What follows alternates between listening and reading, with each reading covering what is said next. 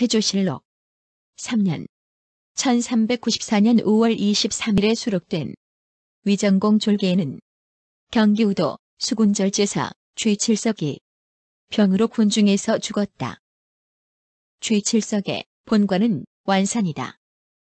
신체가 장대하여 그때 사람으로서는 같은 사람이 없었다. 매양 명령을 받아서 배를 타고서 왜구를 방비했는데 큰 전공을 세운 적도 없었지만 패전한 일도 없었다. 벼슬은 밀직부사에 이르렀다. 아들은 최영룡과 최말룡이다.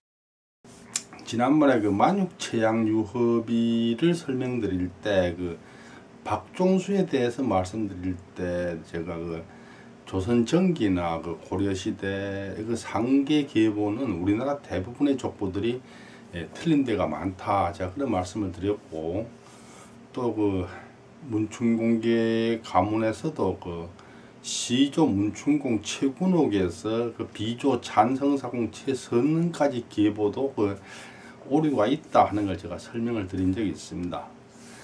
고려나 조선 전기 세계에서는 흔히 볼 수 있는 오류이기 때문에 특별히 그 가문에만 있는 게 아닙니다. 우리 문성공계 가문의 족보의 경우는 상당히 체계적으로 잘 맞춰져 있는데 틀린 부분이 그렇게 흔하진 않는데 그 안에서도 간혹 그 조선 전기 부분을 보면은 안 맞는 부분이 없지는 않습니다. 족보를 만들기를 후세 조선 후기에 와서 다 만들었기 때문에 그 앞에 세대는 기록이 없는 걸 막 짜 맞추고 하다 보니 그렇게 된 거죠. 지금 여기 위정공의 아들에 관해서도 국립중앙도서관에 비치되어 있는 전주최씨 문충공계 대동보나 또 전주최씨 화수회가 간행한 전주최씨 연원지 이런 데 수록되어 있는 위정공의 아들이나 손자가 태조실록에 수록되어 있는 위정공의 졸기에 적혀있는 아들하고 달라요. 1686년 숙종 12년 1월 서울에서 발행된 문성공계 가문 첫 번째 대동보 강희보에는 장남 최만룡은 절제사를 지냈으며 차남 최철룡은 부정을 지냈고 삼남 최영룡은 병마사를 지냈다고 적혀 있으며 최철룡의 아들 최계지가 수록되어 있다. 태조실록에는 차남 최철룡이 수록되어 있지 않다. 벼슬이 낮아서 수록하지 않았는지 알 수 없지만 태조실록에 기록된 문장으로 볼 때 그다지 호의적이지 않는 것으로 보아 기록자가 위정공과 가까운 사람이 아니어서 빠뜨렸을 가능성도 있다고 생각된다. 조선 왕조실록에 수록된 졸기에서 아들이 빠진 경우가 종종 발견되기도 한다. 위정공 정남 선생 행장에는 자녀에 관한 기록이 없다. 위정공의 아들에 관해서 강희보에는 태조실록하고 같이 적혀 있어요. 근데 문충공계 족보에는 다르게 적혀 있어요. 1743년 영조 19년 7월 전주에 있는 정수사에서 발행된 문성공계 가문 두 번째 대동보 걸룡보에는 위정공의 아들로서 최말룡, 최철룡, 최영룡은 기록되지 않고 최만지가 수록되어 있다. 걸룡보는 강희보를 기반으로 만들었지만 그 후 발행된 문충공계 가문 족보에 강희보와는 다르게 적혀 있으므로 후손의 기록을 존중하는 원칙을 따라서 그와 같이 적은 것으로 보인다.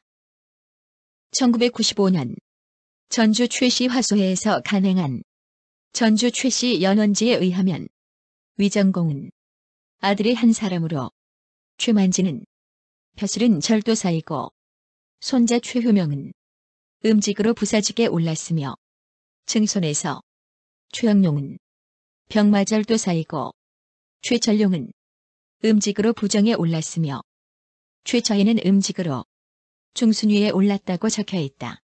즉 문충공계 족보는 태조실록이나 강희보와는 달리 위정공과 최영령 사이에 최만지와 최효명이 있다고 기록하고 있다.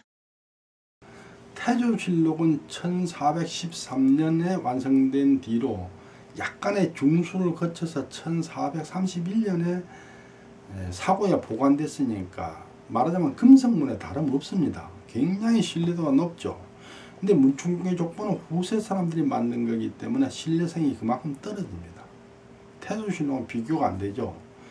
추정컨대 조선 후기의 족보를 만들면서 세대를 잘못 파악한 걸로 추정이 됩니다. 하지만 문성공개 가문에서 만든 그 강희보는 태조실록에 적힌 내용과 같아요. 그런데도 불구하고 문충국의 족보를 만들면서 그걸 다르게 만든 이유를 이해할 수가 없어요. 임금도 마음대로 볼 수 없는 태조실록을 족보 만든다고 열어볼 수는 없었을 것이고, 문충국의 가문에서 태조실록을 참고하지는 못했겠죠. 하지만은 강희보나 강희보를 만들 때 사용했던 그 단자, 요거는 참고할 수 있었을 거거든요. 물론 강희보를 만들면서 태조실록을 참고하지는 못했겠죠. 어쨌거나 여염집 어딘가에는 강희보에 적힌 것과 같은, 즉 태조실록에 적힌 것과 같은 가계도가 있었는데 안타깝게도 문성국의 가문에서는 그걸 보지 못한 것 같아요. 근데 우리나라 족보가 대부분 조선 후기에 만들어졌기 때문에 고려시대는 말할 것도 없고 조선 전기 기록도 이렇게 틀린 곳이 굉장히 많습니다. 이게 그 문충국의 가문에서만 이렇게 틀린 게 아니고 다른 부분도 굉장히 잘못된 데가 많아요. 특히 조선 전기 부분에는 그 맞춰보면 안 맞는 부분이 태반입니다. 위정공 조성화가 전해오고는 있지만 후세의 글은 상상화이기 때문에 문화재적 가치를 평가할 수 없다. 다음에는 그 전라북도 보호수 9-001호 풍남동 은행나무를 가지고 살펴보도록 하겠습니다. 경청해 주셔서 감사합니다.